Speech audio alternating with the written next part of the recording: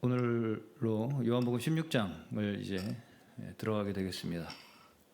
지난주까지 저희 15장 마쳤고요. 15장 마지막 부분에서도 마찬가지로 오늘 방금 읽으신 말씀과 이어서 하나님과 함께하는 자들의 이 증거가 무엇인가, 이것을 예수님께서 말씀해 주시는 것으로 되어 있습니다. 그래서 15장 뒷부분에도 보시면 18절에 세상이 너희를 미워하면 너희보다 먼저 나를 미워한 줄 알라, 이런 이제 말씀을 통해서 믿는 이들이 받을 이 세상에서의 어떤 대우, 그런 것들이 우리에게 어떻게 받아들여져야 하고 해석되어져야 하는가, 이해되어져야 하는가, 이것에 대한 말씀을 계속해서 16장에서도 이어서 우리에게 말씀을 하고 계십니다. 제자들에게. 제가 요한복음을 나누면서 요한복음에 대해서 대략적으로 뭐라고 설명을 드렸었냐면, 요한복음과 다른 새 복음서는 공관복음이라고 한다고 말씀드렸습니다. 공관복음. 그래서 같은 관점으로 쓰여졌다. 앞에 마태, 마가, 누가복음은 공관복음이라고 하고요. 요한복음은 따로 그렇게 분류가 되어 있습니다. 그래서 특별하게 요한복음은 다른 복음서보다 비교적 예수님께서 직접 그 사건에 대한 설명을 하시는 내용이 많이 나옵니다. 예수님의 직접 말씀이 많이 나와요. 다른 복음서에서는 사건에 대한 설명이 많이 나온다면, 이 요한복음에서는 그 어떠한 사건이 일어나고 그 사건에 대해서 예수님께서 직접 설명을 하시는 말씀이, 그 내용이 분량이 많이 차지를 한다는 것입니다. 그래서 요한복음에서 저희가 이제 나누면서 함께 살펴본 것이 뭐냐면, 요한복음에 어떤 하나 일정한 반복되는 패턴이 있다는 것입니다. 어떤 거냐면, 먼저 사건이 나오고요. 그리고 그 사건에 대해서 예수님께서 뒤에 긴 설명을 덧붙이신다는 이 형식으로 되어 있습니다. 사건이 먼저 나오고 그 뒤에 예수님의 설명이 뒤에 덧붙여지는 형식으로, 그렇게 거의 이 장마다 그렇게 형식이 구성이 되어 있습니다. 다 기억나시죠? 네. 그리고 이제 여기 이제 14장부터 16장까지는 통째로 다 예수님의 말씀입니다. 14장부터 16장까지는 통째로 다 예수님이 직접 하신 말씀이고요. 17장은 예수님의 기도입니다. 그래서 이제 그 다음부터는 예수님께서 이제 잡혀 돌아가시는 사건으로 이렇게 이어지게 됩니다. 그리고 이제 예수님께서 직접 하시는 말씀의 거의 대부분의 내용은 다 결국은 그 목적과 방향성이 어디를 향하고 있냐면요, 예수님 자신의 의미, 예수님 자신이 왜 이 땅에 오셨는지, 또 왜 어떠한 일을 하고 계시는지, 왜 죽으셔야 하는지에 대한 어떤 자신의 일에 대한 의미와 정체성에 대한 설명이 예수님께서 하시는 모든 말씀의 방향과 목적입니다. 자, 그것은 다시 말해서 그 앞에 사건들 많이 이제 있었잖아요. 뭐 2장에서는 가나의 혼인잔치, 3장에서는 니고데모, 4장에서는 사마리아, 5장에서는 뭐였죠? 그 오병이어, 뭐 이런 이제 사건들이 쭉 나옵니다. 이어집니다. 그런 모든 사건들, 저 6장이 오병이어군요. 5장은 베데스다, 못에서 병자를 고치신 사건. 6장이 오병이어, 그렇죠. 7장은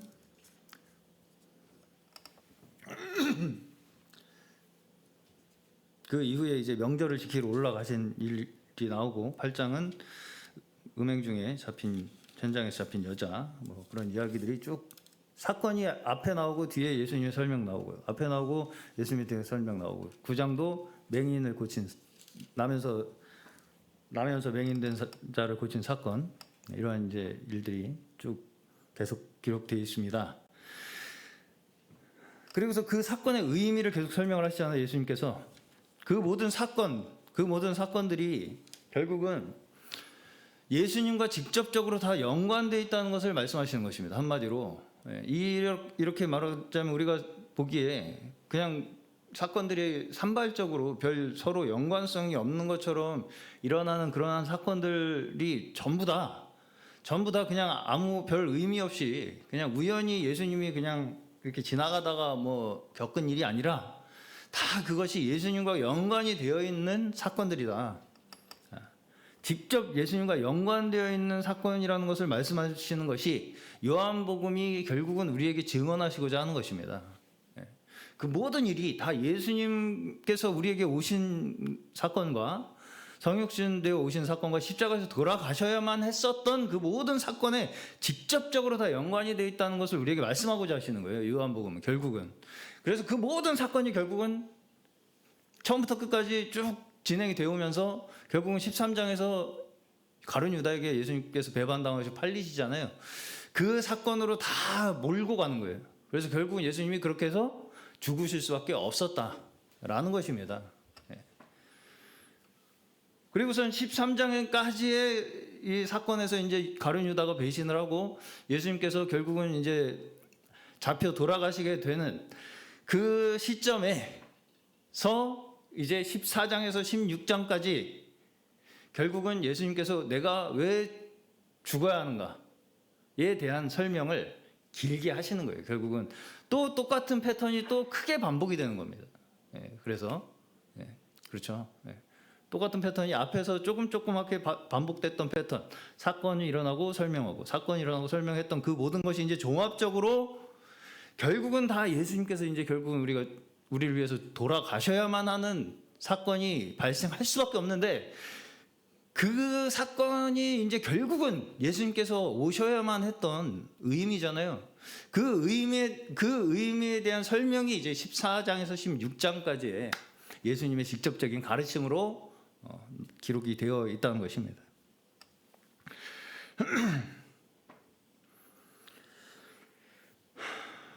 자, 제자 중에서 한 명이 예수님을 판 사건, 그것이 이제 요한복음에서 13장에서 나오잖아요. 가룟 유다에 대한 사건이.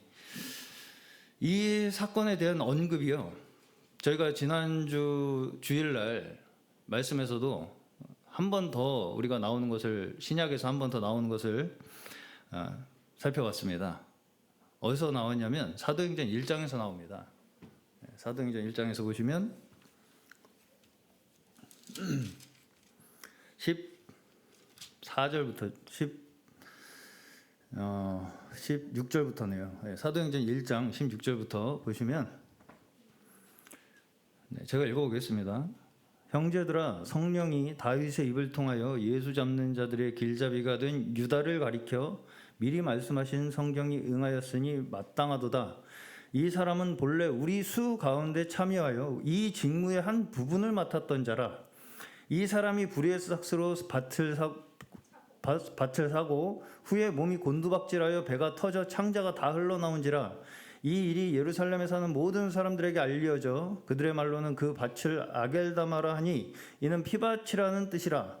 시편에 기록하였으되 그의 거처를 황폐하게 하시며 거기 거하는 자가 없게 하소서 하였고, 또 일렀으되 그의 직분을 타인이 취하게 하소서 하였도다. 이렇게 이제 이게 사건이 무슨 사건이냐면 12사도 중에 한 명이 이제 걸이 났잖아요. 걸. 그래서 이제 보궐 선거를 하잖아요. 보궐. 그래서 한 명을 더 뽑아야 되는 상황에 그 뽑아야 되는 이유를 지금 설명을 하는 것입니다. 왜 우리가 사도를 한 명을 더 뽑아야 되는가에 대해서 이런 일이 우리에게 있었다, 이런 설명을 하는 것입니다.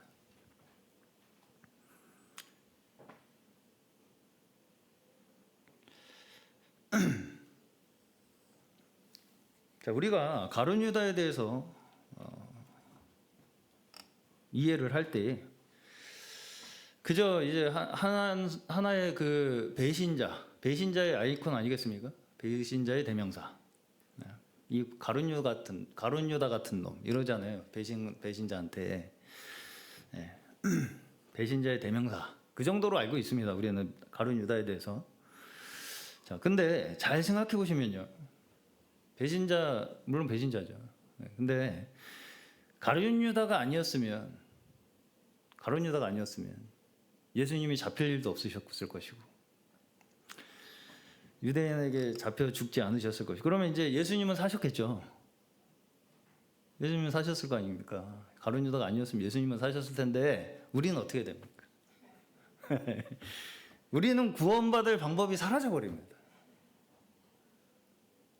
그렇게 쉽게 그 나쁜 배신자는 뭐 이렇게 그냥 한마디로 치부해 버릴 수 있는 일이 아니라는 것입니다. 이게 애초에 그렇게 간단하게 이분법적으로 이 나쁜 놈 이렇게 할 수 있는 일이 아니라는 거예요. 한마디로 성경에서는 생각보다 가룟 유다가 중요한 역할이라는 것을 알 수 있습니다. 여기 사도행전에서 보시면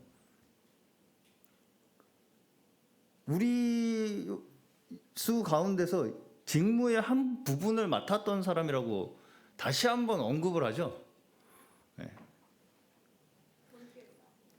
그러니까 어쨌든 우리 중에 한 사람이었다는 거 아닙니까? 돈깨를 맞건 뭘 맞건 간에 어쨌든 그 제자 중에 한 사람이었다는 것입니다. 여기서 뭐 이 사람은 돈깨를 맡은 사람이라서 뭐 잘못됐다 이런 말은 안 나오잖아요. 어쨌든 직무를 맡은 사람 중에 우리 중에 한 사람이었다는 것이 중요한 포인트죠. 여기서는.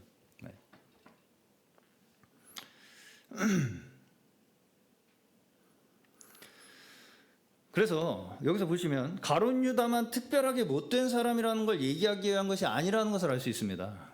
가룟 유다는 특별하게 우리 중에서 못된 놈이었어. 원래 돈만 밝히더니 애가 좀 그랬어. 원래 좀 그렇게 얘기를 안 합니다. 그렇게 얘기를 안 해요. 여기서의 핵심은요. 결국은 우리 모든 인류가 결국은 우리 모든 사람이 예수님을 죽일 수밖에 없는 어둠 속에 우리가 다 있다는 것을 이야기하는 것입니다.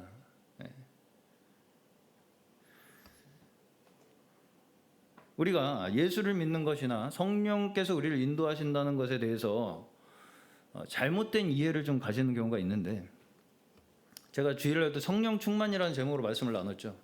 주일날 말씀 제목도 성령 충만이었습니다.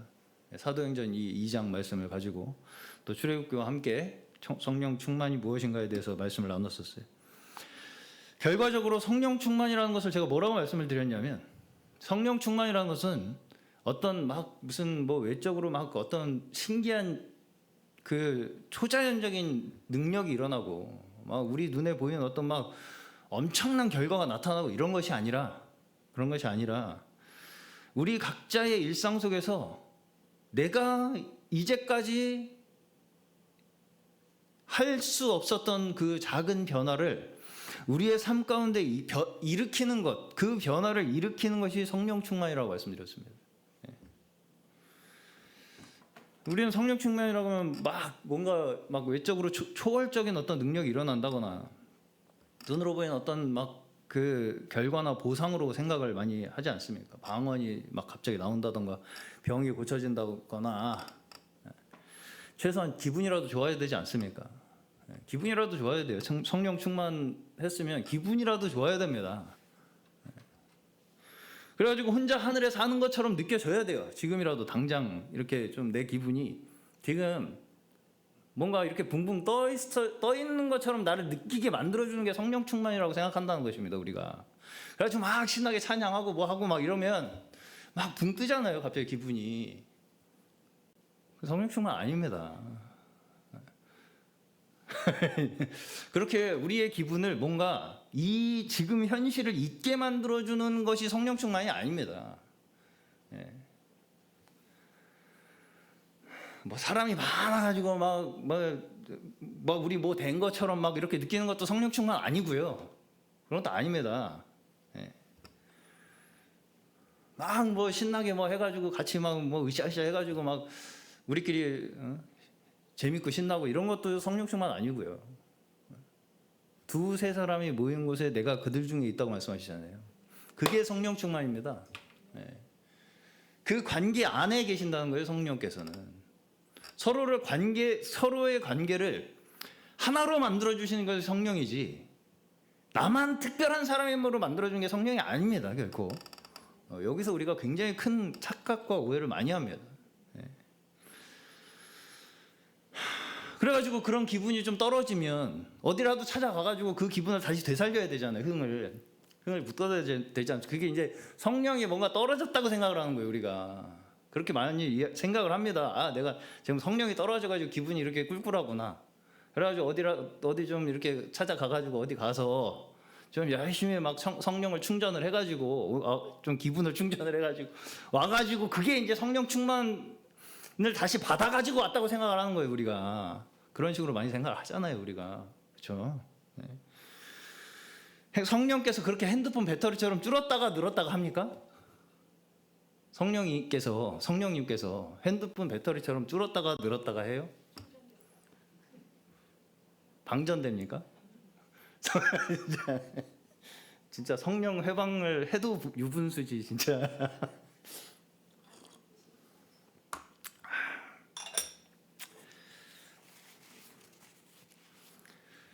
그래서 막 다시 충전을 해야지 능력이 생기고 그럽니까? 성령이?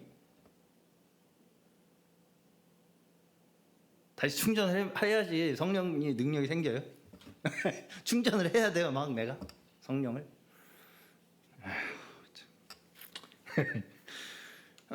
자, 주님께서는 죽고 부활하셔서 승천하신 이후에 이미 우리에게 성령을 부어주셨다고 말씀합니다.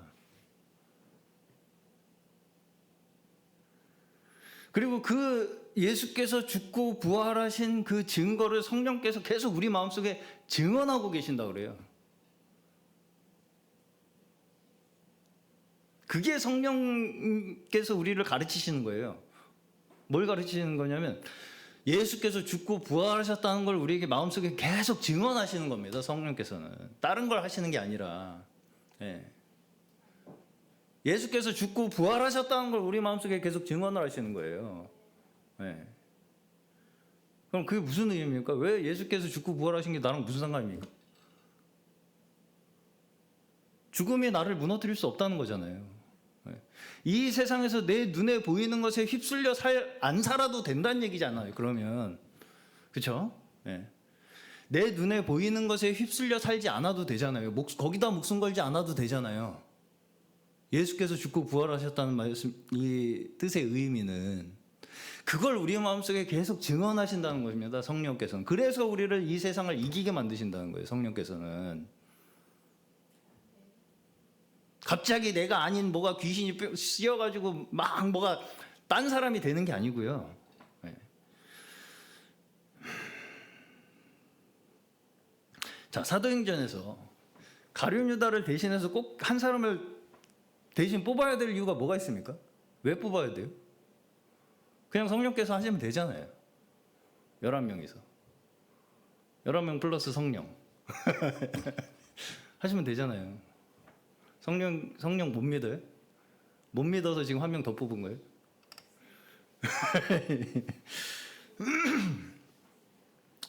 자, 제가 13장 나누면서요. 요한복음 13장 나누면서 뭐라고 말씀을 드렸냐면 거기서 이제 예수님께서 제자들의 발을 씻으시는 장면이 나오잖아요.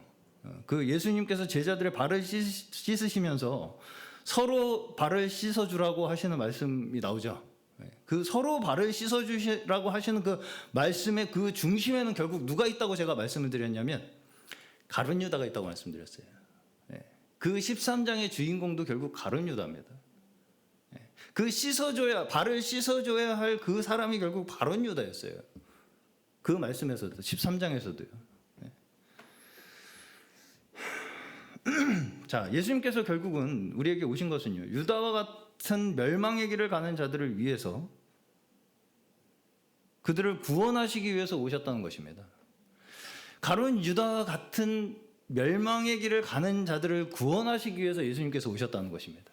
네. 그러면 우리는 어떻다는 것입니까? 우리도 결국은 그러한 자들, 어떤 자들이요? 그렇게 우리가 보기에 하찮고 더러운 자들, 그러한 자들의 발을 씻어주기 위한 것이 우리가 계속해서 이어나가야 할 예수님의 사역이라는 것입니다. 그것이 서로 발을 씻어주라는 말씀이에요.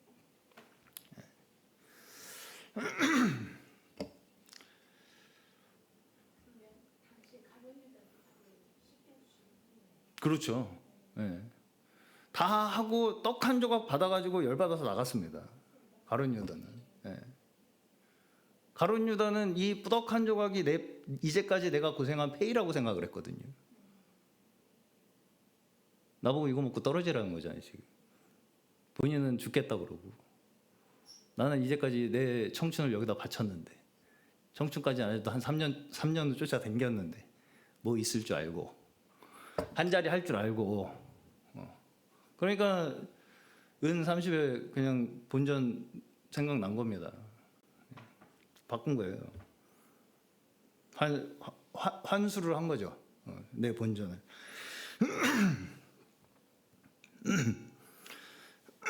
자, 다시 말해서 성령의 역사와 능력이라는 것은요, 어떤 다른 사람에게 없는 압도적인 능력으로 다른 사람의 머리 위에 서서 힘으로 사람들을 휘어잡는 것이 아닙니다. 성령의 능력이라는 것은요, 나만 혼자만 어떤 압도적인 능력을 가져가지고 사람들의 머리 위에 굴리면서 힘으로 그 사람들을 휘어잡는 게 성령의 능력이 아닙니다. 근데 이상하게 성령의 능력을 가진 분들은 다 반말로 시작을 해요. 아주 비슷한 게 무당입니다. 들어가자마자 너 집에 무슨 일이 있지? 이거랑 비슷한 거야 다.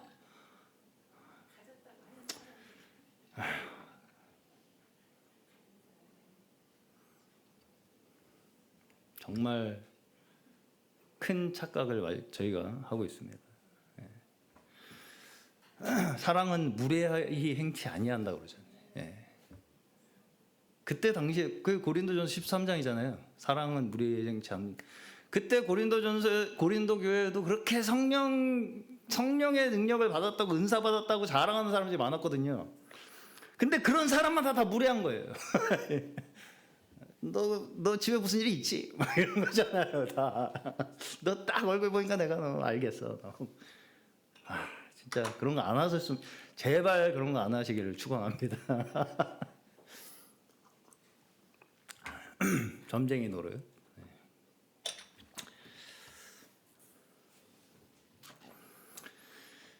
주님께서는 공감하시는 분이에요. 우는 자와 함께 울고 기뻐하는 자와 함께 기뻐하는 것이 우리가 해야 할 일이라는 것이죠.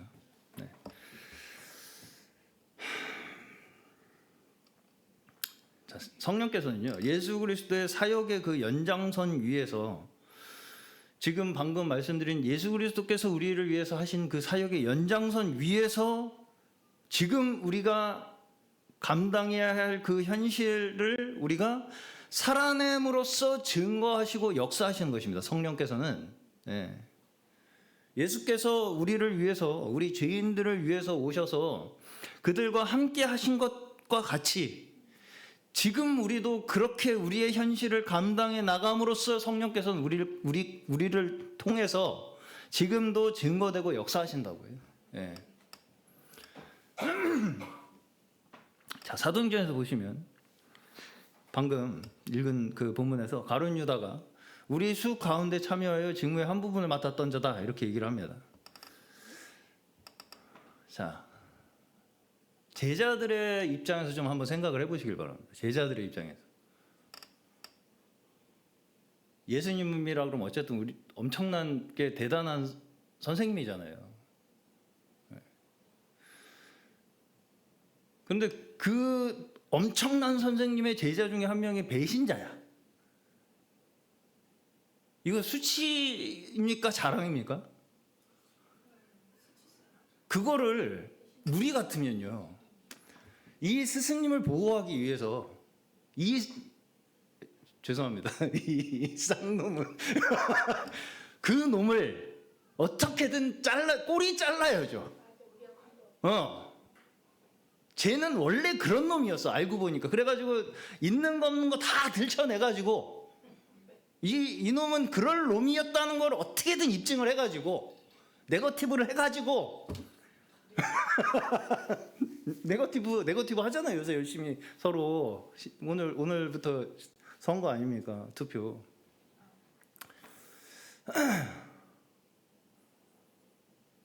그리고 이 사람이 그렇게 나쁜 놈이라는 걸 어떻게든 증명해내야 우리가 살아남잖아요.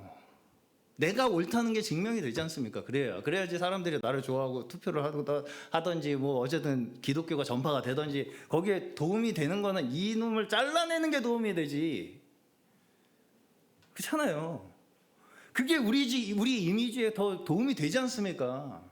유다 같은 놈이 우리 중에 하나였다.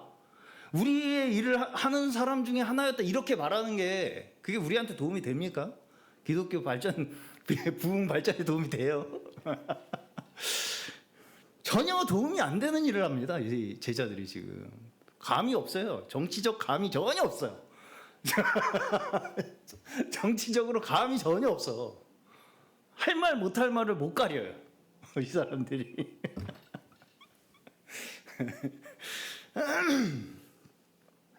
그렇죠? 네. 맞아요. 네.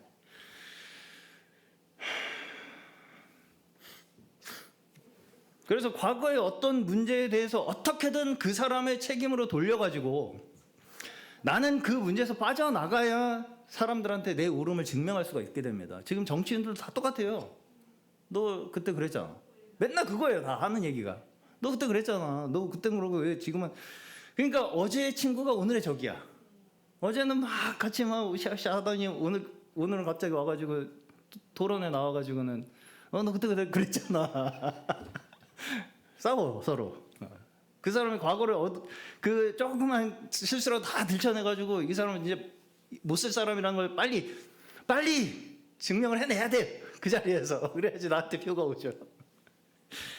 그렇잖아요. 그게 우리가 살아남는 방식입니다. 다. 네.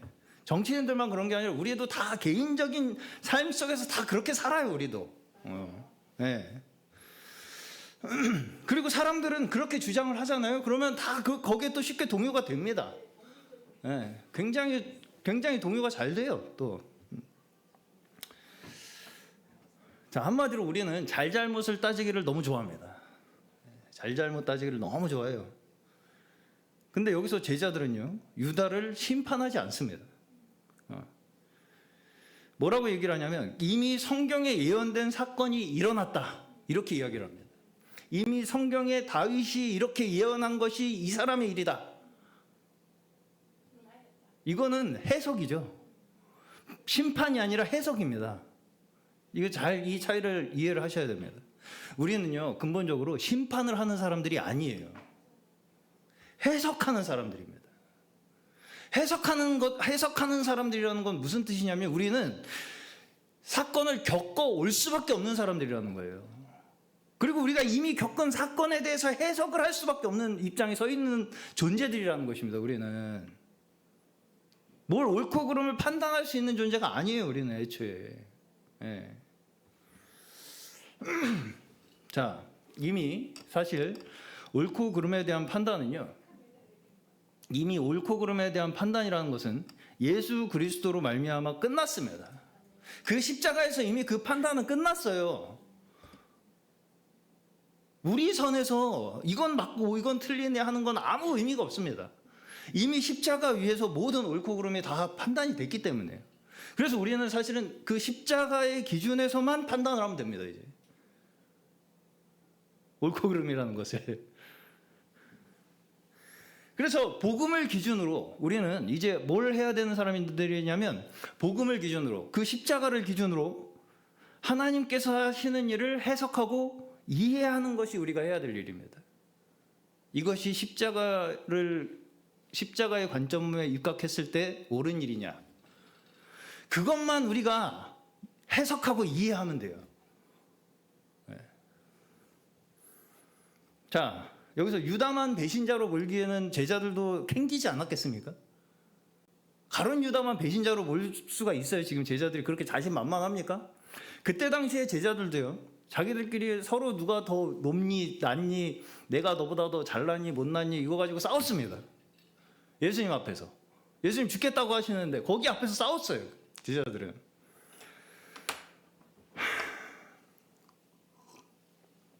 유다하고 그렇게 별반 다르지 않았어요. 사실상 제자들이요, 그렇게 잘나지 않았었습니다. 제자들도 서로 더 높은 자리에 앉겠다고 서로 다툼하고, 예수님께서 하신 말씀 못 알아듣잖아요. 베드로도 안 됩니다, 못 죽습니다 막아서지 않습니까? 다 못 알아듣는 건 다 매 한 가지였어요, 유다나. 그렇기 때문에 사실상 그들의 양심 속에서 내가 유다를 정죄할 만한 사람이 아니라는 것을 스스로 다 알고 있었을 것입니다.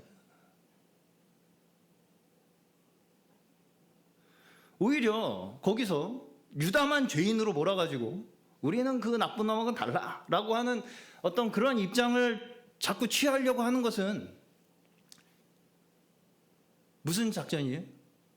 무슨 전략입니까? 정치적 전략이잖아요. 그러니까 정치적 전략입니다. 그게 지금 서로 네거티브 하는 거랑 똑같은 거예요. 자기는 잘난 게 자기도 공격을 당하잖아요. 한마디로 서로 하잖아요. 그러니까 서로. 그러니까 거기에는 항상 뭐만 남아요? 뭐만 남습니까? 상처만 남잖아요, 서로. 사람들은 좋은 건 기억 안 하고요, 다 제 뭐한 놈만 기억 남습니다. 그러니까 정치적으로는 이득을 줄지 모르겠는데 그 사람의 개인의 양심에는 상처를 남깁니다. 그런 식의 입장을 취하는 것은요, 어떤 식의 입장? 우리는 그 나쁜 놈하고 달라라고 선을 긋는, 꼬리 자르는 그러한 입장을 취하는 것은 결국은 다 서로에게 상처만 남긴다고요. 자, 결국은요, 우리의 신앙은 정치적인 이득을 위한 선택을 할 것이냐, 아니면 양심에 의한 행동을 할 것이냐에 대한 선택의 둘 중에 하나의 선택을 하는 이 문제라는 것입니다.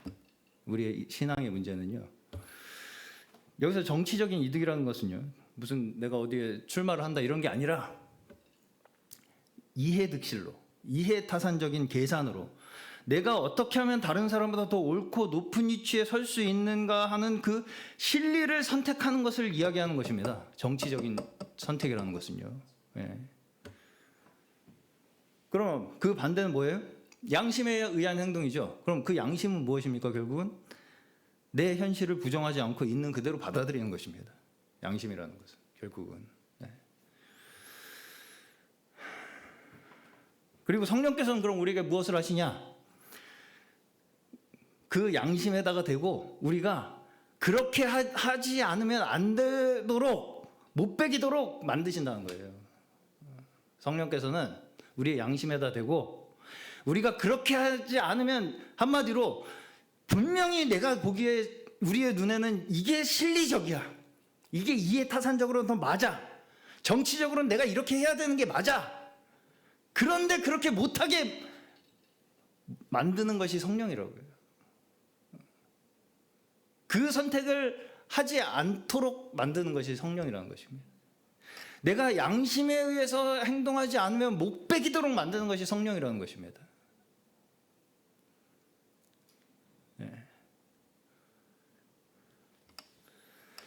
그래서 성령께서는 이미 우리에게 답을 말씀하고 계시다는 것입니다. 이미 성령께서는 우리에게 답을 말씀하고 계세요. 다 모르지 않습니다, 우리가. 그럼 뭐가 문제예요? 뭐가 문제겠습니까? 뭐가 복이고 뭐가 저주인지 우리가 몰라서 저주를 선택하는 게 아니라는 것입니다. 그럼 왜 자꾸 우리는 이게 헷갈립니까? 왜 헷갈리냐면 내가 양심을 따랐을 때 내가 당장에 감내해야 할 손해가 문제인 겁니다. 왜 악인은 형통하고 의인은 고난을 당해야 하는가가 이해가 안 가는 거예요. 억울하고 미치겠어요. 억울해 미치겠는 거예요, 그게. 왜 악인은 형통하고 의인은 이렇게 고난을 당해야 하는가? 이게 이해가 안 가는 겁니다. 그러니까 그 앞에서 갈등을 하는 거예요. 갈등이 됩니다, 우리는 다. 그 현실 앞에서는요, 누구도 갈등합니다. 누구나. 내 양심을 따랐을 때 내가 감내해야 할 내 손해에 대해서요. 내가 과연 이걸 다 감수할 수 있을까에 대한 갈등을 누구나 한다고요. 다. 오늘 본문이 바로 그 지점에 대한 말씀을 하는 것입니다. 15장 후반부에서부터 예수님께서 사람들이 너희를 미워하는 것이 바로 너희가 나에게 속한 증거다. 이렇게 말씀을 하죠.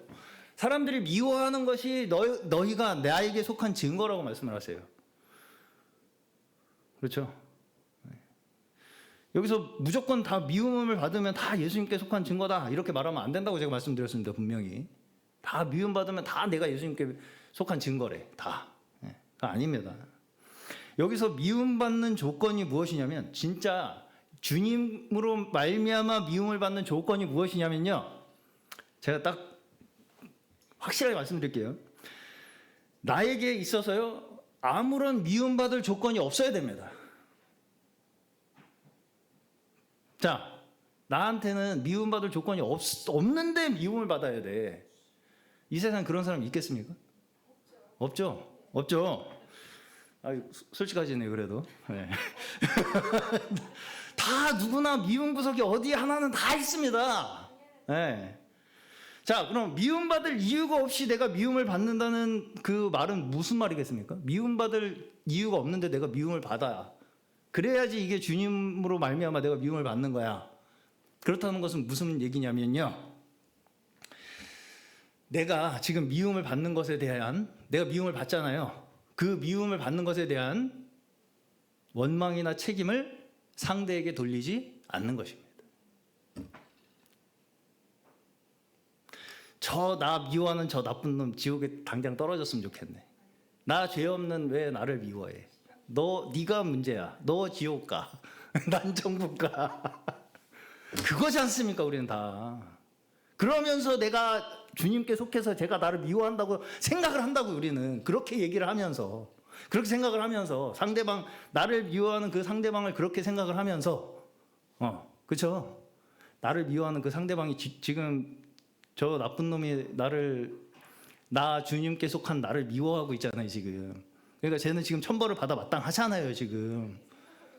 그렇게 생각하고 싶잖아요. 그러면서 내가 주님께 속했다고 생각을 한다고요, 스스로.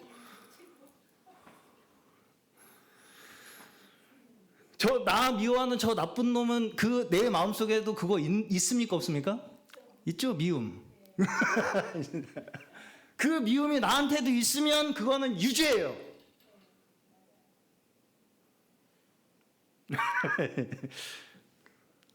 그러니까 쉽지 않습니다, 이게. 그러니까 그렇게까지 주님께서 십자가 위에서 주여 저들의 죄를 용서하여 주시옵소서라는 말이 고백이 나올 때까지 유보하는 거예요, 심판을. 내가 그들을 심판하는 그 자리에 서지 않는 거예요, 끝까지. 그것이 내가 미움받을 이유가 없는데 미움받는 근거입니다. 내가 뭘 잘하고 못하고가 아니에요. 잘못할 수 있죠. 그래서 욕먹으면 내가 잘못했어. 그래서 욕먹을 때 가만히 있습니까, 사람이? 어떤 사람 아무리 자기가 잘못해서 욕먹어도요 가만히 있는 사람은 없습니다. 다 50대 50입니다.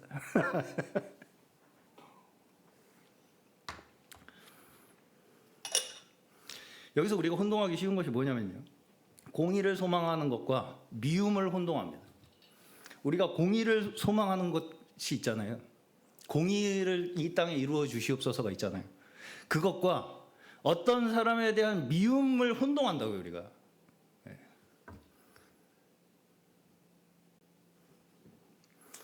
우리가 당하는 부당한 대우에 대해서 우리가 분노하는 거 있죠.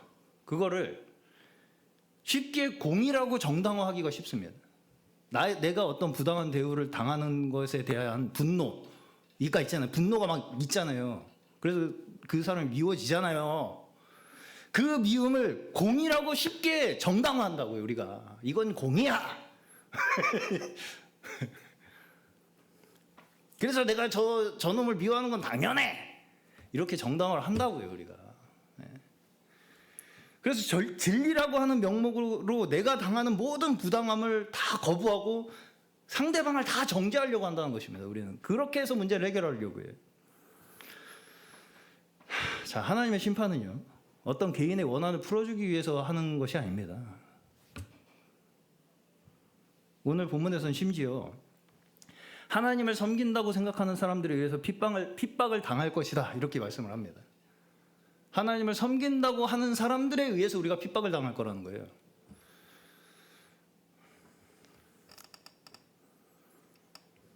자, 제가 이 말씀을 주일날 강조를 드린 바가 있습니다. 우리는요, 하나님을 섬기는 자들이 아닙니다. 우리는요, 우리가 하나님을 섬기는 자들이 아니라 하나님이 우리를 돌보시는 자들입니다. 하나님이 우리를 돌보셔서 우리가 이 자리에 있는 자들이지, 내가 하나님을 열심으로 특심으로 섬겨가지고 우리가 이 자리에 있는 자들이 아니라고요. 나만큼 하나님 잘 섬기는 사람 있으면 나와보라 그래! 라고 하는 사람이 가장 위험한 사람이라는 것입니다, 지금.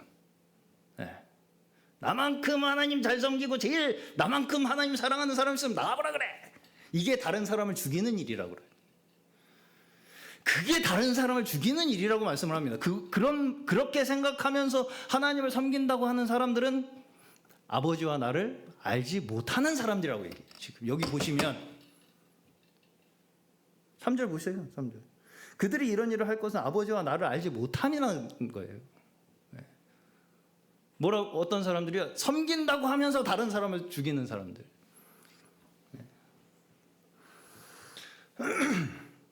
사람들이 이단에 빠지는 경우에 다 여기에 문제가 됩니다. 제가 생각하기에. 다 이제 우리가 좋게 좀 생각해 보려고, 그래도 잘 믿어보려고 이단에 빠지는 거 아니냐. 좀 남보다 좀 더 잘 섬겨보겠다고 이단에 빠진 거 아니냐. 이렇게 이제 좋게 이해를 해보려고 많이들 이야기를 하시는데, 오늘 말씀을 보시면요, 그렇게 가볍게 정당화할 수 있는 문제가 아닙니다. 그게 결국은 아버지와 나를 알지 못하기 때문이라는 거예요. 그렇게 남보다 내가 더 뭘 다 잘 믿고 잘 섬기고 뭐 더 잘 해보겠다고 하는 그 자체가 아버지와 나를 알지 못하는 거라는 얘기예요. 그게 비교할 수 있는 일이 아니라는 것입니다. 한마디로 신앙이라는 것이 얘보다 내가 더 잘해보고 싶어서 라는 그런 관점으로 접근하는 그 자체가 세상적 관점이라는 거죠. 한마디로.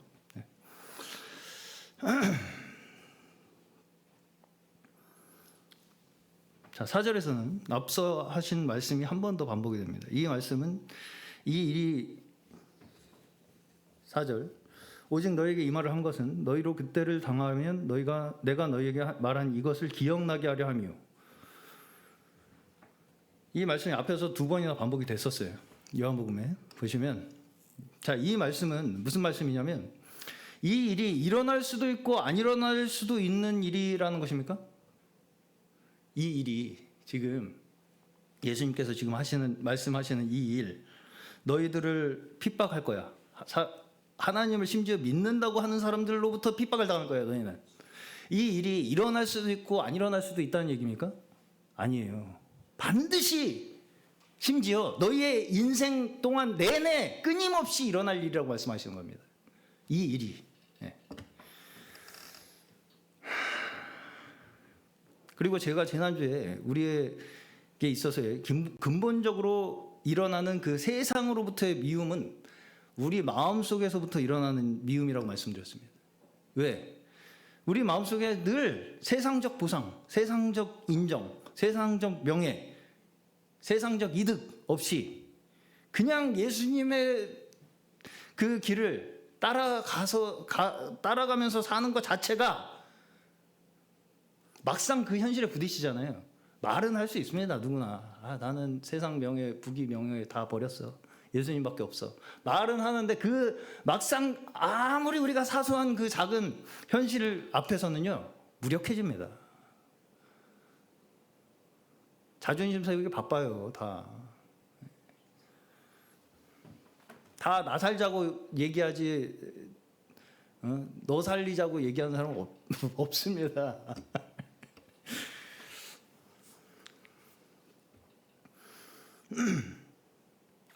막상 그 현실에 부딪히면 그 누구도 기꺼이 희생하고 기꺼이 양보할 수 있는 사람이 없습니다. 저도 안 되기 때문에 아마 아무도 안 되실 거라고 생각합니다. 막상 그 상황이 되면요, 저들의 죄를 사하소서가 아니라 지금 저들의 머리 위에 당장의 불벼락을 내려 주시옵소서가 됩니다.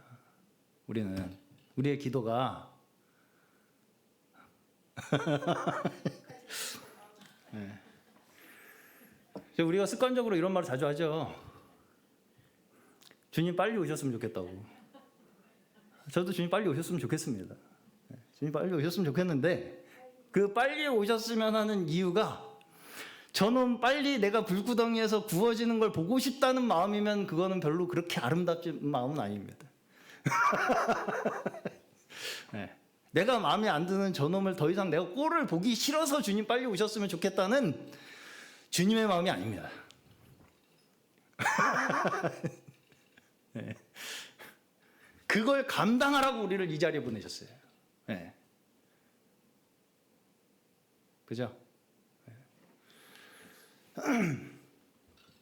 주님이 빨리 오셨으면 좋겠는 이유는요, 지금 내가 겪는 이 고난과 시험과 유혹들 가운데에서 주님을 소망하는 그 마음이 이제는 주님을 얼굴과 얼굴로 맞댐으로써 완전한 그 평안과 기쁨과 그 안식을 주님 안에서 누리고 싶은 것 때문에 주님을 빨리 뵙고 싶은 거지.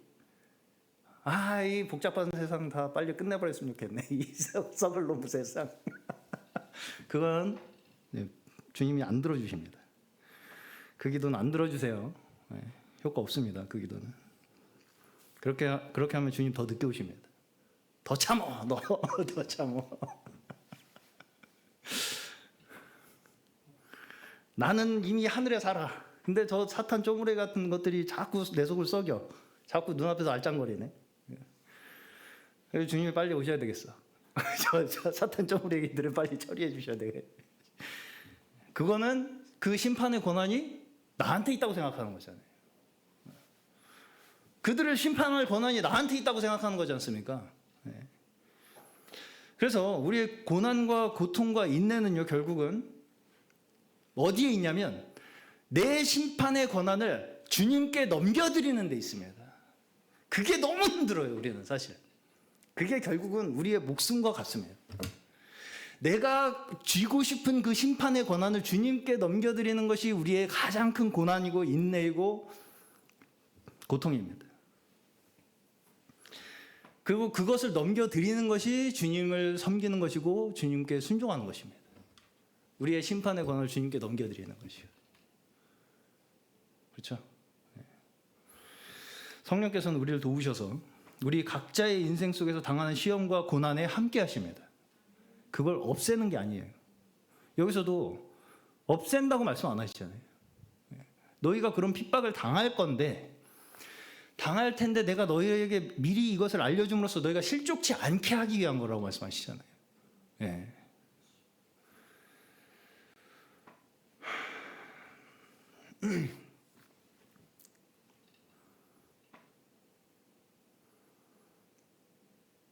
자기가 자신이 우리한테 그렇게 다른 사람들에게 핍박을 하고 그렇게 괴롭히는 것이 하나님을 섬기는 일이라고 한다는 거잖아요. 정말 이것처럼 복창 터지는 일이 없어요. 저희도 주변에서 많이 보지 않습니까? 그렇다고 해서 논리적으로 그 사람을 완전히 뒤집을 만한 어떤 그런 게 있는 것도 아니에요. 설득한다고 안 됩니다. 자기는 그게 하나님을 섬기는 최선이라고 생각하기 때문에.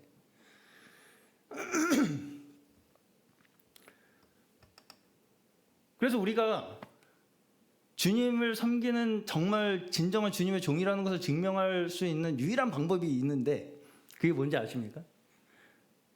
그들의 손에 죽는 겁니다. 그래서 주님께서 그들의 손에 죽으신 거잖아요.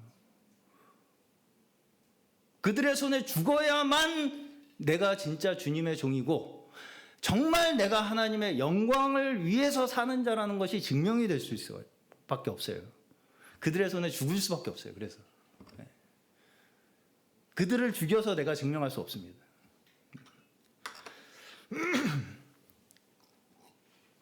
이것이 근본적으로 우상과 하나님을 믿는 믿음의 차이입니다.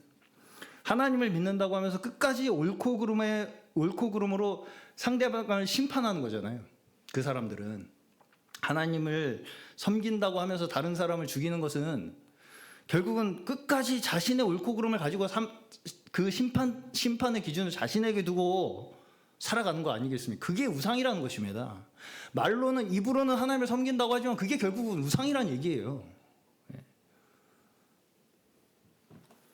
그래서 우리가 당하는 모든 시험과 고난은 우리를 거룩하게 하시기 위한 하나님의 인도하심인 줄로 믿으시기를 바랍니다. 내 시험으로 남을 거룩하게 할 수 없습니다. 내 시험은 나를 거룩하게 하는 시험입니다. 그 과정을 통해서 우리는 더 명확하게 우리 앞에 놓인 복과 저주의 현실, 그 복과 저주의 현실에 대한 해석이 더 명확해지고 날카로워지는 것입니다. 그 과정을 겪어 나가면서. 복음은 죄인을 구원하시는 이야기죠. 그래서 우리는 그것을 복된 소식이라고 합니다. 우리도 지금 여전히 죄인입니다. 우리도 죄인이에요. 여전히 우리도 말씀이 조금만 희미해지면 죄를 지을 수 있는 준비가 이빠이 되어 있습니다. 항상 준비가 되어 있어요. 죄 지을 수 있는 준비가.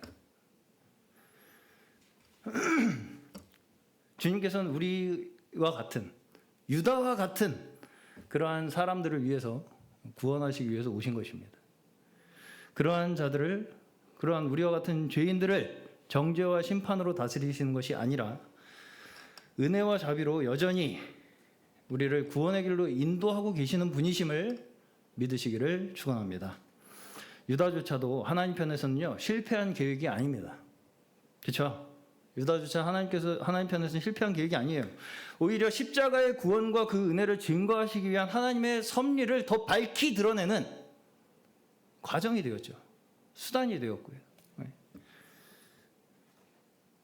그 모든 것이 하나님의 섭리 안에 있음을 바라보는 것이 성령께서 우리의 양심에 증언하시는 것입니다. 성령께서는 그걸 증언하시는 거예요. 니들이 잘하고 못하고가 아니라 내가 너희 죄인들을 위해서 하나님께서 이 모든 구원의 은혜와 계획을 지금도 역사하고 계신다는 것을 우리 양심 속에 지금도 증언하고 계신다고요. 우리의 매일매일의 삶 속에서 세상적 가치와 방법들은 끊임없이 우리를 도전해 옵니다. 그 가운데서 성령께서는 우리와 늘 함께 하셔서 예수 그리스도의 십자가의 길만이 우리의 진정한 생명의 길이라는 것을 늘 증거하십니다. 주님께서 오늘 저희 모두에게 저희의 행할 바를 늘 가르쳐 주셔서 주께서 주시는 참 평안과 참 기쁨이 저희의 삶 가운데 늘 넘치시기를 축원합니다.